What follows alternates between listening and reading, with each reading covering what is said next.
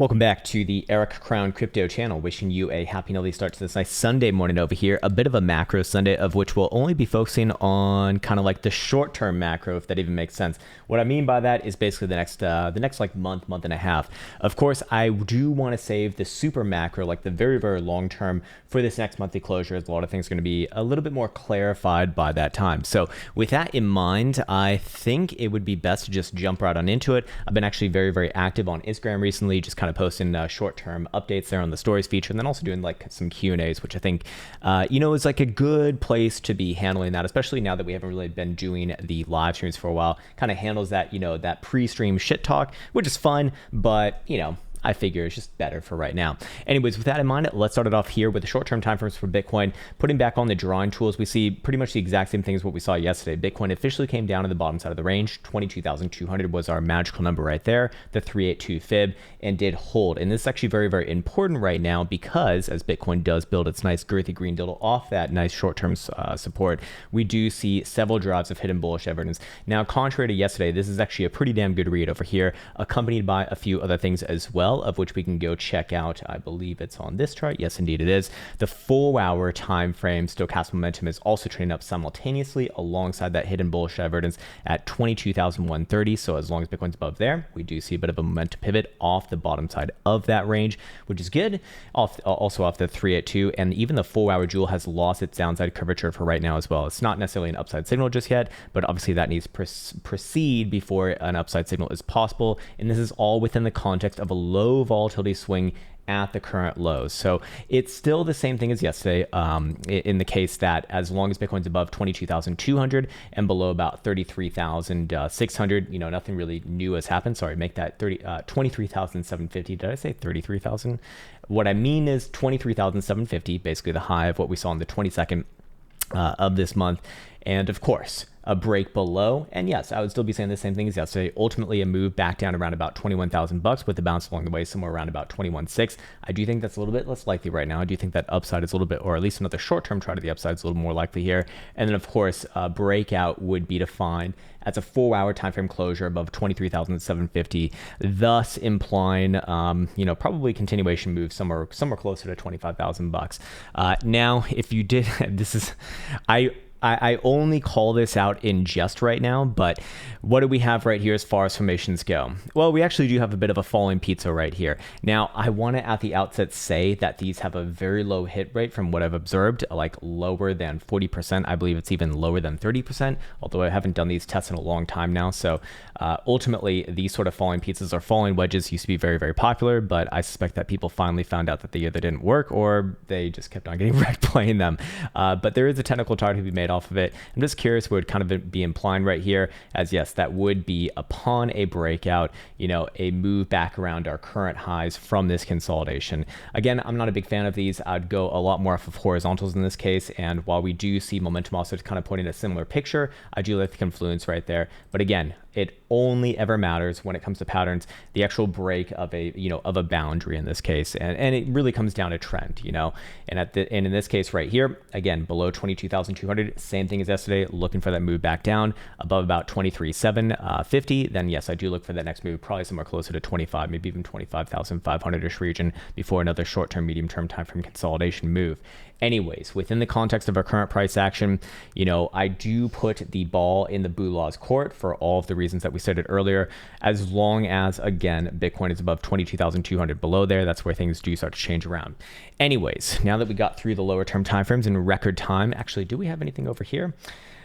Funding rates, they were ever so slightly negative just a little bit ago.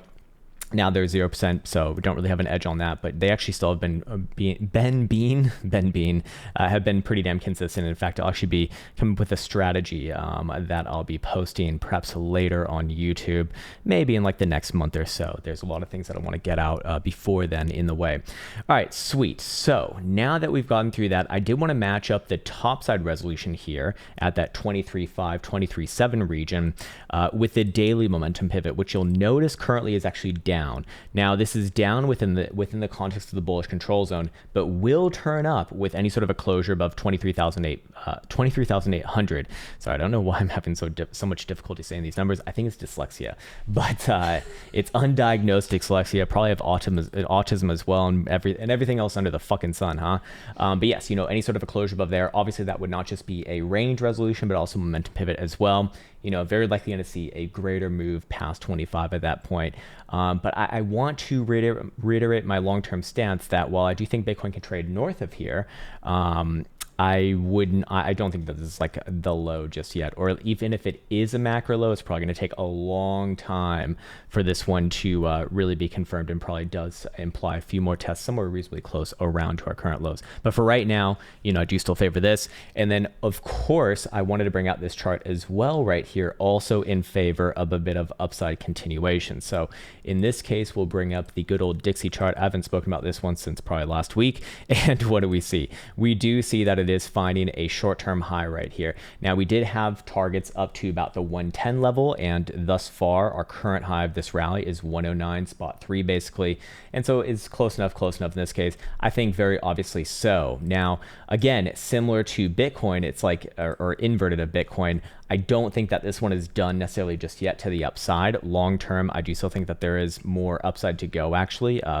probably somewhere close to 120, as we do play out hidden bullish evidence on a quarterly chart, on a fucking quarterly chart, which by the way, the last time we even saw that as possible was back in like 87 over here. And then also this is combined with the lowest BBWP reads ever, which that was not consistent in the last read that we did see. Nonetheless, both pretty damn important, alongside an actual trend reversal with higher highs and higher lows on the quarterly right here. I do think that this breakout has more to go, maybe around end of this year or 2023. But for right now, it is going into a consolidation phase, I do believe, and I'm probably going to trade a bit of sideways and a bit of downside here as well, maybe with one more short-term try back around like 108 or so. But ultimately, I do actually look for this one to come back down and play out some major drives of multiple bearish divergence. 1, 2, 3 drives coming off these last few highs, as you can see right here, likely back down somewhere below about 105, maybe even as low as about 104.5 or so, before the next sort of potential try again.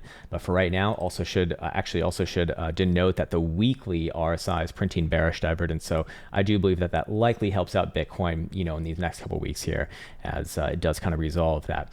Anyways, let's now get into the higher term timeframes for Bitcoin. Again, I'm not going too far out here. I think the problem with going too far out is that there's just really not too much to be updating with. But basically, does Bitcoin play back up to the range highs? Probably yes, 23.5, 23.8 region, something like that.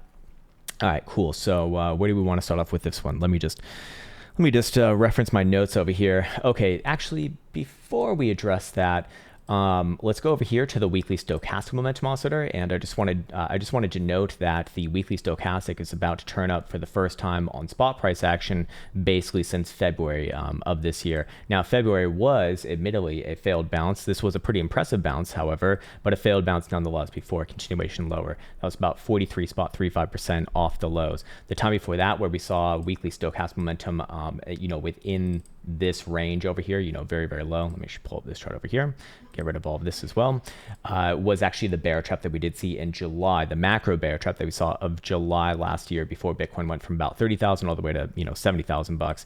And the times before that, over here, again, another failed rally before the good old Rona dump. And the time before that, this one was unplayable. So it's not perfect, of course, but coming within this region right here, I do think that it's still a lot more likely that we see a bit more on this bounce before potentially going lower. That is to say, I don't think that Bitcoin's going to be like closing weeklies below $18,500, yet, or anytime soon, maybe even at all. I do think still that best case scenario for Bitcoin is like another maybe swing down around the lows like later this year, maybe a little bit lower by the tune of like 10 to maybe 20%, somewhere around like at maximum low like $16,000 or so, and then kind of ground it out and turn back up. But for right now, the reason why I do still kind of think that there is potential for higher is a couple different charts over here, of which I wanted to bring out this chart. This is the 5-day chart. It's closing tonight at 7 p.m. Eastern time alongside the weekly as well. And the reason why I'm calling it out right now is because we have a very specific signal going on regarding the reversion of volatility versus stochastic momentum. So volatility is going to be measured here by the BBWP indicator, which is, well, measurement of volatility, aka the dispersion of returns. And basically what I'm looking at constituting a signal starting with this is anytime that we've seen it get to extremes and then go into a contraction phase. So extremes I define as anything above 80 percentile, and then a contraction phase I define as getting a negative slope on the BBWP plus below the moving average also having a negative slope. That has led to a mean reversion play where the stochastic momentum also has correctly gotten the right direction on that reversion. About 10 out of 11 times, I believe it was. So just under 91% right there. I'll give you an example of the last one that we saw that worked really, really well, which was basically right here. This was coming in from June of 2021. That was, again, kind of like the last summer bear trap that we did see. It comes above the critical zone, boom, down, okay. And then we see the 5-day stochastic momentum oscillator start to turn up around that time as well from these very, very, very, very, very low levels. And obviously that was that whole move all the way up here, which was rather impressive. On top of that, if we were to take another example, we could have this one. Actually, this is a great one coming off of the last macro, or two macro cycles ago high. This was coming in from December 2017, obviously hit a very extreme peak right there, comes back down, enters into the contraction phase. At that same time, we see that the 5-day stochastic momentum oscillator is coming down as well. So within that case, I mean, this was a pretty nasty mean reversion play right there. They're not all going to be that aggressive. Obviously that was like, a parabolic blow off top. So that was certainly on the outlier of that schedule. But of the last 11 iterations, the average reversion play has been about just under 54% off of those spike lows in this case, or in some cases spike highs. But in this case, we'll just kind of measure that out right here. And 54% puts Bitcoin where? Basically at about $26,500, which are somewhere around $26,500, which has been coming up a lot of times here. Now, of course, this is an average. There's going to be some variance above, some variance below. So, you could realistically be saying a range like best case scenario, maybe $28,000. Worst case scenario, basically where we're at right now. I mean, for full disclosure, to put in perspective, we've already seen a 40% bounce off the lows. I mean, that's very significant, very, very tradable, very respectable. But yes, as long as the 5-day stochastic momentum oscillator is pointed to the north side right here, while we do see this contraction phase get under the way, that is, potential for more basically. That combined with this next chart over here, I wanted to bring up with the weekly PMARP. Again, we're closing a weekly today, so that is also why I like to bring these things up. But basically, what are we looking at? Well, we're looking at, let me actually get rid of this. We're just looking at a chart of price action and the PMARP indicator. What is PMARP? It's basically a measurement of that, it's an indicator that tells you how far away price action is from the current specified moving average, which is a 20 VWMA. I'm running a 100 look back as well right here. I'll just show you really, really quickly. There you go. All right, fucking copy it. Who cares? It doesn't matter. But basically what I am looking at is I'm looking at these reversion plays off of extreme lows here, represented by the green horizontal bar, which is basically just below 2 percentile, which we've really only seen it go below that region, 1, 2, 3, 4, 5, 6, 7, 8, 9, 10, 11, 12, working on time number 13 right now. So very well tested actually. And anytime that we have seen the PMARP on the weekly go below there, and then obviously, have a bit of a mean reversion play from there, there's been an average historical reversion about 59%, very much in alignment with what we just saw over here regarding the BBWP versus, oh, yeah, there it is. BBWP versus stochastic momentum. This one's coming at it from a completely different angle, and very, very similar results. Also, we can kind of judge the amount of days till that next major high in this case, of which on average was about 53 and a half days. I almost said percent, but that's not what I mean. Anyways, 53 days would kind of put us around first week of August, actually. And did we do the same thing over here? No, we did not do the same thing over here. But we can do the same thing on actually another chart as well. This one might as well bring it out because this one also just closed, I believe, or maybe it is closing tonight. Let's see. It's a 2-day time frame, so yes, it did close yesterday night. And this one also is a rather important signal that I've been watching as well. And what is the signal essentially? BBWP expansion phases. So contrary to the last one that we looked at, where it was contraction. Now we're looking at expansion, which I do find works better, actually. I do think that it works better, just in my experience. And basically, anytime that we see it contracted below 10 percentile, which I consider extreme lows on this time frame, the expansion phase from those levels has led to an average move about 37.66% over the course of 17.5 days or so, and the stochastic momentum oscillator has gone the correct direction on that play, on that expansion play, just under 82% of the time. So the reason why I bring this one up is because it just closed and it did remain above the stochastic momentum pivot, which is $22,000. So very, very important right there, because below $22,000, not only do we have a short-term time frame range break, we also have momentum oscillators turning down, and also this signal would be nullified. It would be invalidated, or it's not that it'd be invalidated. I mean, it's already like played out pretty fucking well. To be fair, from low to high, it's been about a 29% move. Is that comparable to 37.5%? I mean, it's kind of in the ballpark, I guess. If we go through the annals of history of time, there's been times where we didn't see that impressive a move. Over here, there's 18.5%, but other than that, that's kind of an outlier. So, basically 30% close, but even 37.5%, which doesn't sound like much more, does account for a lot more on price action. You will notice that 37.5% puts Bitcoin at about 25,500. So, and again, looking at 17 days out, where does that put us? Well, that puts us at basically end of this month, early August. So, very much within the same time frame as what we just spoke about. Anyways, we are 16 minutes in this video, maybe a little bit too long within that equation. But ultimately, I do still think that Bitcoin has potential for one more leg higher here. Again, I think best case scenario is like maybe 28 or a little bit above 28, like 28.5, but that's like best case scenario.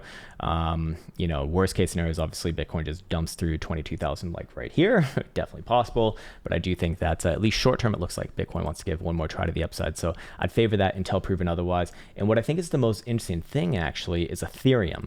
So Ethereum's chart, I think, is the one that is leading the market, has been leading the market for a while now. You might say that is based off of the fundamentals, right? And actually, I mean, it is based off a fundamental event, probably with the merge going on. Who knows if it actually happens or not. But in this case right here, does this one have another leg to the upside? Well, I have to be bullish on this chart as long as it's above 1450, in fact. Looking at the weekly right here, it's literally just starting to turn up. Weekly Jewel is actually getting a slight positive signal right there. Spot price actually doing the same thing. Holy shit, it is. It's even getting a green signal in the background, which doesn't happen very often. In fact, wait, what the fuck? Has it never happened before? It's actually never happened before.